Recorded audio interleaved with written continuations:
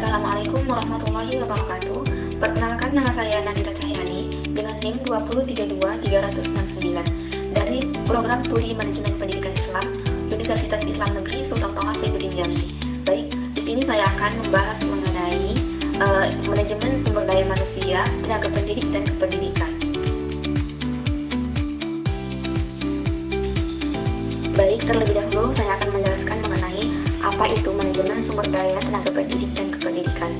Jadi, manajemen sumber daya tenaga pendidik dan kependidikan adalah suatu proses pengelolaan yang mencakup seluruh aspek yang terkait dengan individu yang bekerja di sektor pendidikan, termasuk guru, staf administrasi, dan tenaga pendukung.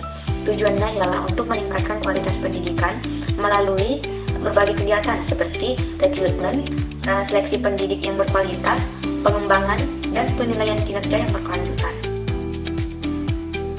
Nah, jadi terdapat 3 unsur penting dalam manajemen tenaga pendidik dan kependidikan. Yang pertama itu ada pengadaan, pendayagunaan, dan peningkatan mutu. Kita masuk pada unsur yang pertama, yaitu unsur pengadaan, manajemen sumber daya manusia, tenaga pendidik, dan kependidikan. Pada unsur pertama ini terdapat rencana kebutuhan. Pada rencana kebutuhan ini biasanya menggunakan beberapa teknik untuk meramalkan kebutuhan atau permintaan sumber daya manusia berupa tenaga pendidik maupun kependidikan. Bisa menggunakan teknik ramalan ahli, misalnya survei ahli secara formal maupun keputusan informasi. Berikutnya ada teknik kecenderungan atau tren, misalnya analisis statistik maupun indeksasi. Dan juga ada teknik lainnya seperti ada analisis anggaran dan perencanaan dan model-model komputer. Ada juga analisis usaha baru, ada model pendekatan normatif dan lain sebagainya. Itu biasanya menggunakan salah satunya untuk mengetahui kebutuhan yang dimaksud.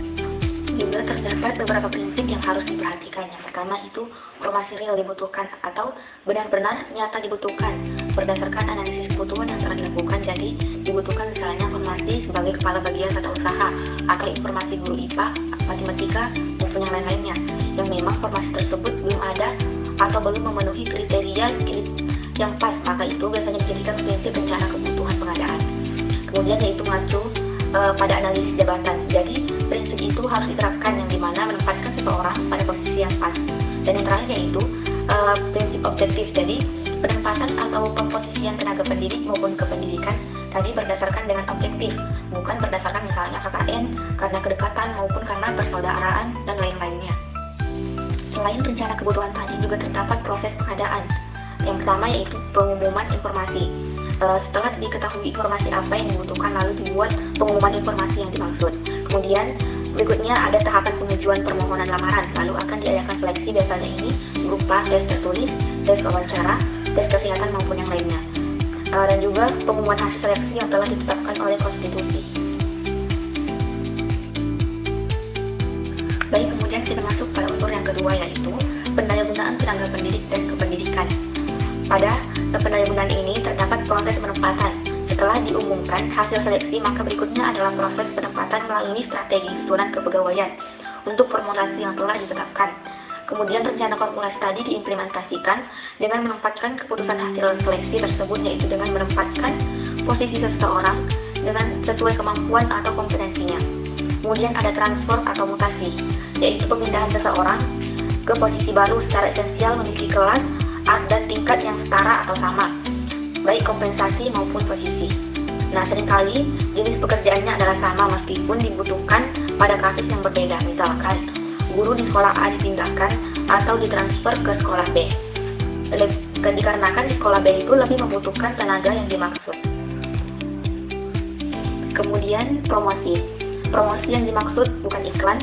Promosi yang dimaksud di sini ialah pemindahan seseorang ke tingkat pekerjaan dan tanggung jawab kepada yang lebih tinggi. Jadi diposisikan ke tingkat yang lebih tinggi. Jadi secara otomatis maka kompensasinya ikut meningkat. Nah, dengan demikian jika strategi ini diimplementasikan secara efektif bagi memungkinkan seorang pendidik atau pegawai untuk dipromosikan. Kemudian yaitu demosi. Apa itu demosi? Yaitu penurunan seseorang pegawai atau pendidik ke posisi yang lebih rendah, alias demosi ini berarti diturunkan. Nah, seringkali seseorang dipindahkan dengan berbagai macam alasan.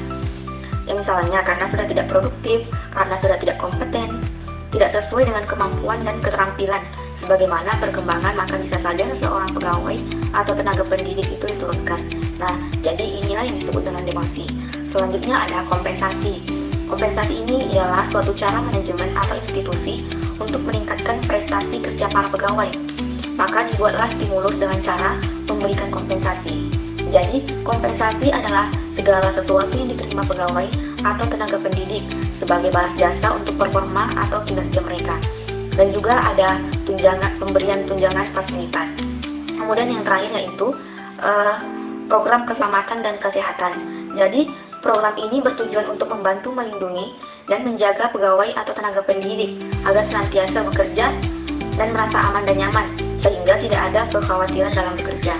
Maka tugas konstitusi atau manajemen yakni menyediakan fasilitas berupa program K3 pada pegawai atau tenaga pendidik, yaitu program keselamatan dan kesehatan.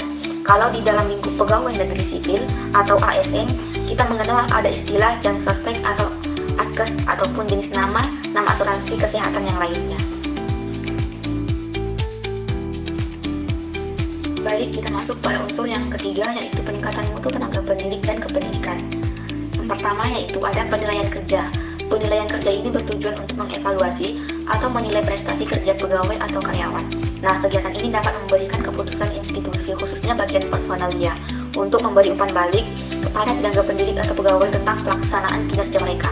Ada beberapa institusi yang mengadakan sistem reward and management. Jadi, kalau kinerjanya bagus, diberikan reward, dan jika kinerjanya kurang, maka mendapatkan management.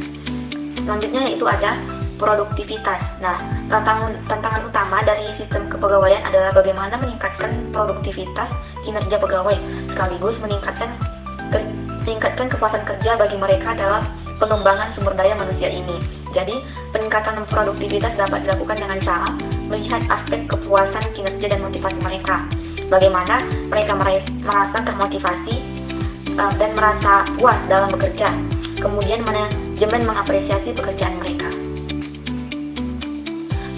Kemudian ada evaluasi program dan strategi. Nah, pengembangan sumber daya manusia ini terletak pada perencanaan strategi, selain itu juga inovasi dari peran para pegawai atau tenaga pendidik. Jadi, tentu saja pegawai yang memiliki program maupun strategi yang kreatif dapat meningkatkan performa kinerja mereka. Kemudian yang terakhir yaitu ada pengembangan karir. Apa sih kenapa penting? Pengembangan ini mengajarkan berbagai keterampilan baru bagi karyawan atau pegawai agar mereka tidak menjadi utang atau tidak layak untuk memenuhi keinginan karir mereka atau untuk meningkatkan karir mereka. Karena lingkungan setiap saat berubah sehingga pengembangan pun harus dilakukan.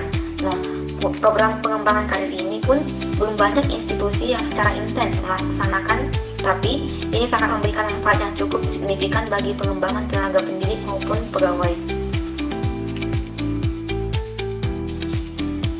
Nah, dari pemaparan materi yang telah saya sampaikan tadi, maka dapat disimpulkan sumber daya manusia tenaga pendidik dan kependidikan adalah manajemen yang efektif dalam bidang ini sangat penting untuk mencapai tujuan pendidikan yang berkualitas. Dengan demikian, manajemen sumber daya manusia yang baik tidak hanya mendukung pengembangan profesional para pendidik, tetapi juga berkontribusi pada peningkatan kualitas proses belajar mengajar secara keseluruhan. Baik, cukup sekian pemaparan materi dari saya. Kurang dan lebihnya saya mohon maaf. Saya akhiri. Wassalamualaikum warahmatullahi wabarakatuh.